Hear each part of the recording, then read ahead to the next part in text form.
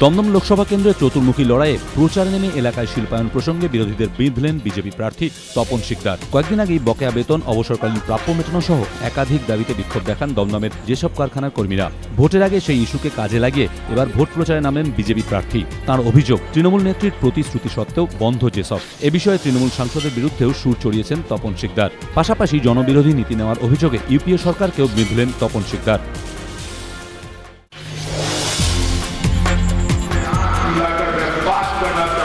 ফের অস্বস্তিতে বিজেপি। এবার অস্বস্তি বাড়ালেন খোদ মোদী ঘনিষ্ঠ অমিত শাহ।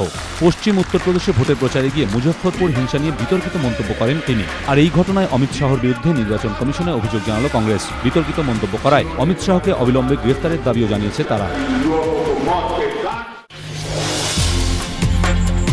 এনডিটিভির ভোট সমীক্ষায় ম্যাজিক ফিগারের আরও কাছাকাছি এনডিএ। এনডিটিভির ভোট সমীক্ষায় ইঙ্গিত, লোকসভা ভোটে সারা দেশে 259টি আসন পেতে পারে এনডিএ, অর্থাৎ ম্যাজিক ফিগারের থেকে মাত্র 13টি কম।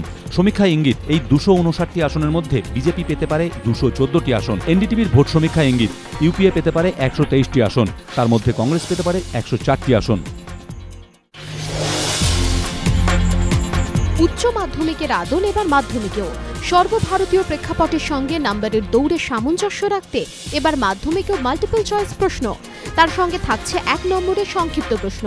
লিখিত পরীক্ষার প্রায় 40% প্রশ্নই এবার এই আদলে। ইতিমধ্যেই লিখিত পরীক্ষার প্রায় 50% মাল্টিপল চয়েস ও সংক্ষিপ্ত প্রশ্ন চালু করেছে উচ্চ মাধ্যমিক শিক্ষা সংসদ। এবছর তা কার্যকরী হয়েছে একাদশের বার্ষিক পরীক্ষাতেও। উচ্চ মাধ্যমিকের সেই ধারাই এবার মাধ্যমিকে। সরকার গঠিত বিশেষজ্ঞ কমিটি মাধ্যমিক স্তরের যে নয়া সিলেবাসের খসড়া তৈরি করেছে তাতেই প্রস্তাব আকারে রয়েছে এই প্রশ্নের আদল।